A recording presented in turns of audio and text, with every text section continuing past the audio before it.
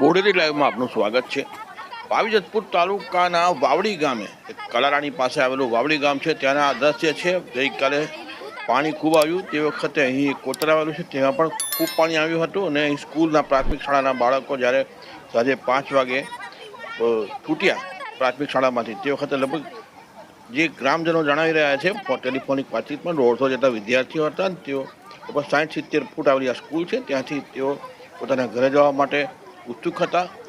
છોટાઉદેપુર જિલ્લામાં તમામ નદી નાળાઓ આખો દિવસ છલકાઈને વહી રહ્યા હતા, ત્યારે વાવડી ગામનું આ કોતર પણ પૂરપાટ વહી રહ્યું હતું। કોતર કિનારેથી 70 ફૂટ દૂર સ્કૂલ આવેલી છે।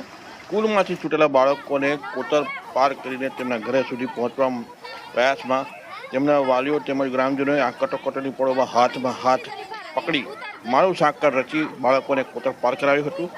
વાવડી ગામના યુવા કાર્યકર્તા મહેન્દ્ર રાઠવા જણાવી રહ્યા છે કે લગભગ 150 જેટલા માસૂમ વયના વિદ્યાર્થીઓ સાંજે 5 વાગ્યે સ્કૂલ છૂટ્યા બાદ કોતર કિનારે ઊભા હતા, ત્યાંથી સામે કિનારે પહોંચાડવા માનવ સાંકળ રચી ગ્રામજનોએ એકબીજાને હાથ પકડી બાળકોને કોતરના બીજા કિનારે સુધી પહોંચાડવામાં ભગીરથ કાર્ય કર્યું હતું। ગ્રામજનોએ આ પ્રકારનો કોઈ ભૂતકાળમાં અનુભવ પણ ન હતો। પહેલી જ વખત સામૂહિક રીતે એક સામટા 150 વિદ્યાર્થીઓને રેસ્ક્યુ કરવાનો અવસર આવ્યો હતો।